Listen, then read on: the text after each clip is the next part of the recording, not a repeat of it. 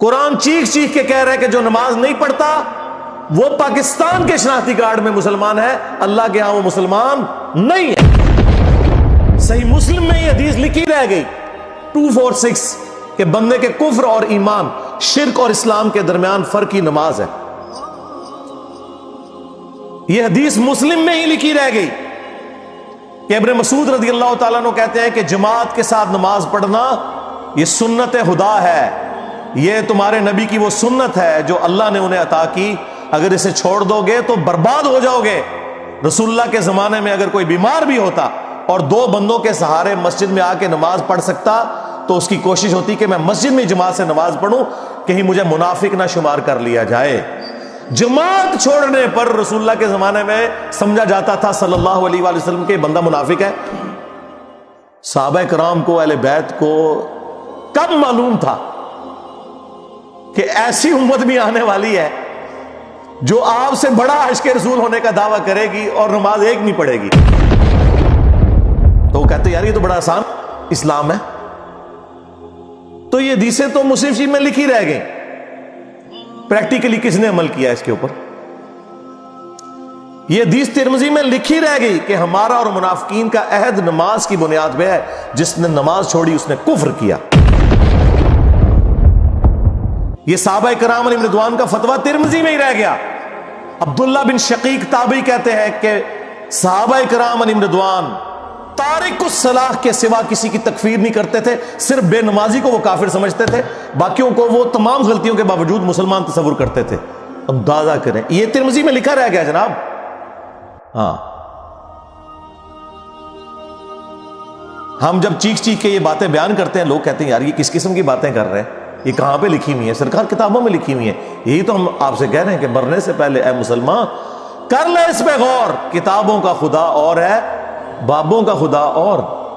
یہ حدیث ابو داؤد میں ہی لکھی رہ گئی کہ بچہ جب 7 سال کا ہو جائے تو اسے نماز کا حکم دو، اور نہ پڑھے 10 سال کی عمر میں اسے سزا بھی دو، اور 10 سال کے بچوں کے بستر بھی الگ کر دو۔ یہ ابو داؤد میں لکھی رہ گئی حدیث، عمل کس نے کیا؟ یہ حدیث ابن ماجہ میں لکھی رہ گئی کہ نبی علیہ السلام نے فرمایا اے معاذ، اللہ کے ساتھ شرک نہ کرنا، خواہ تمہارے ٹکڑے ٹکڑے کر دیے جائیں، تمہیں قتل کر دیا جائے، سولی دے دیا جائے، یا آگ میں زندہ جلا دیا جائے، شرک نہ کرنا۔ یہ پہلی نصیحت۔ اسی حدیث میں دوسری نصیحت، نماز نہ چھوڑنا۔ تمہارا اللہ کے ساتھ عہد نماز کی بنیاد پہ ہے، اگر تم نے نماز چھوڑ دی تو اللہ کا ذمہ اٹھ گیا تم سے۔ اور تیسری چیز فرمایا شراب نہ پینا، یہ تمام برائیوں کی جڑ ہے۔ تو یہ حدیثیں تو لکھی رہ گئی سرکار۔ یہ حدیث مسند احمد میں ہی لکھی رہ گئی کہ نبی علیہ السلام نے فرمایا کہ نماز قیامت کے دن نمازی کے لیے دلیل، نجات اور نور ہوگی، اور جو نماز نہیں پڑھتا قیامت کے دن نہ اس کے لیے کوئی دلیل ہوگی اللہ کے حضور بچنے کی، نہ نجات اور نہ کوئی روشنی، نور جو پولیس رات سے گزرنے کے لیے قرآن میں آیا نا، وہ نور۔ اور پھر نبی علیہ السلام نے فرمایا کہ بے نمازی کا حشر اسی حدیث میں آتا ہے، فرعون، قارون اور حامان اور امیہ ابن خلف کے ساتھ ہوگا۔ ہاں جی، کچھ بھی ہے تیرے محبوب کی امت سے ہے۔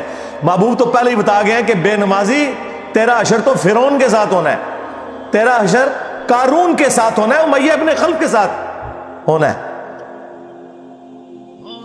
اور یہ تو میں آپ کو صرف ایک بات کر رہا ہوں، اب اگر میں قرآن کی توحید بیان کرنا شروع کروں تو قرآن کے پہلے صفحے کا ٹیسٹ دنیا کے کروڑوں مسلمان پاس نہیں کر سکتے۔ ایاک نعبد و ایاک نستعین، یہ قرآن میں لکھا رہے گا۔ ماشاءاللہ فجر کی نماز میں یہ پڑھ کے نکلتا ہے، اور مسجد کے ساتھ جو دربار ہے ریگولرلی حاضری دے کے اس بابے سے بھی مانگ کے گھر آتا ہے۔ تو کیا نماز تو پڑھی؟ تو مسلمان ہے، تیری ہر نماز کی ہر رکعت میں تو یہ نہ پڑھے تیری نماز ہی نہیں ہوتی۔ ایاک نعبد و ایاک نستعین، اے اللہ عبادت بھی تیری کریں گے، دعا بھی تجھی سے مانگیں گے، مدد بھی تجھی سے مانگیں گے۔ یہاں مدد مانا دعا کے، لیکن یہاں مولویوں نے پھر پٹی پڑھا دی، ان کا نہیں جی امی سے روٹی نہ مانگے.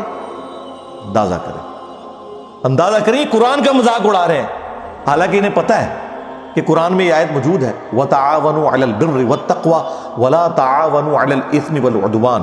نیکی اور پرہیزگاری کے کاموں میں ایک دوسرے کی مدد کرو اور برائی میں الگ رہو. قرآن نے بتایا ہے کہ اللہ نے دنیا کو اسباب کے ساتھ جوڑا ہوا ہے. یہاں ایاک نستعین میں دعا کے اعتبار سے بتایا جا رہا تھا کہ غیر اللہ سے نہیں کرنی، ظاہری اسباب کا تو قرآن میں حکم ہے. لیکن دیکھ لیں،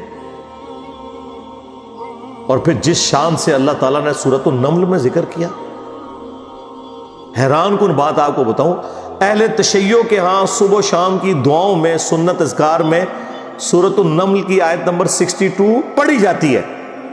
ترجمہ نہیں کبھی کسی نے پڑھا.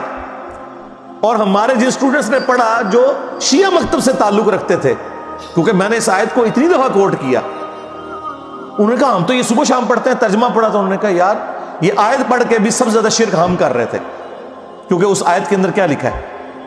اَمَّن يُجِيبُ الْمُضْطَرَّ اِذَا دَعَا، بھلا بتاؤ کون ہے جو تکلیف میں گھرے ہوئے شخص کی فریاد کو سنتا ہے، وَيَكْشِفُ السُّوءَ، اور اس سے اس کی برائی کو، تکلیف کو دور کر دیتا ہے، وَيَجْعَلُكُمْ خُلَفَاءَ الْأَرْضِ، اور تمہیں اگلوں کا خلیفہ کرتا ہے زمین پر، تمہارے ماں باپ کے مرنے کے بعد تم، تمہارے مرنے کے بعد تمہاری اولاد کو. اَإِلَٰهٌ مَّعَ اللَّهِ، کیا اللہ کے ساتھ کوئی اور معبود بھی ہے؟ قَلِيلًا مَّا تَذَكَّرُونَ، لیکن بہت کم ہی تم نصیحت حاصل کرتے ہو. بالکل صدق اللہ العظیم، بہت کم لوگوں نے نصیحت حاصل کی. اس آیت میں کلیئر کٹ لکھا ہے کہ جو اللہ کے سوا کسی اور سے دعا کرتا ہے گویا وہ اسے خدا بنائے ہوئے ہے. یا علی مدد کا مطلب سادہ نہیں ہے، اس کا مطلب ہے کہ آپ نے مولا علی کو اللہ کے مقابلے پر خدا تصور کر دیا. نہیں جی ہم تو انہیں اللہ کا بندہ مانتے ہیں. نہیں جناب، قرآن تو یہ کہتا ہے کہ اللہ کا بندہ مان کے یا بغیر بندہ مان کے. جب تمہارا یہ عقیدہ ہے کہ اللہ کے سوا کوئی تمہاری تکلیف دور کر سکتا ہے، جی پیچھے اللہ ہی ہے. اچھا اللہ پیچھے رکھنے سے، یہ دیکھیں حدیث میں لکھا ہوا ہے نماز کا طریقہ. اور نہیں جی ہمارے امام صاحب نے بھی تو وہی کچھ بتایا نا، پیچھے تھے اتنے بھی نبی علیہ السلام نے. نبی علیہ السلام پیچھے رکھنے کے لیے، میرے نبی صاحب ہے ہی کوئی نہیں، تیرے بابے تھے شے ہی کوئی نہیں. اللہ پیچھے، رسول پیچھے، آگے تمہارے بابے. عزتیں اویل کی ہیں تم نے اللہ اور اس کے رسول کے نام کے اوپر، چندے کھائے ہیں تم نے رسول اللہ کے نام کے اوپر صلی اللہ علیہ وآلہ وسلم. سواریاں سوار کی ہیں تم نے مکے اور مدینے کے نام کے اوپر، اور غداری کی ہے اپنے دین کے ساتھ. ممبروں پہ چڑھ کے کہتے ہو قرآن و حدیث ڈائریکٹ نہ پڑھنا، گمراہ ہو جاؤ گے. واہ، یہ کوئی یہودی یا نصرانی آ کے بات کرے ہم منہ توڑ دیں. جس طرح آج آگ لگانے کے اوپر قرآن کو ہمیں کتنا غصہ چڑھا ہوا ہے. تیرا مفتی ہر جمعے کو کھڑا ہو کے کہ قرآن اور بخاری ڈائریکٹ نہ پڑھنا، گمراہ ہو جاؤ گے. آگ تو یہ لگا رہا ہے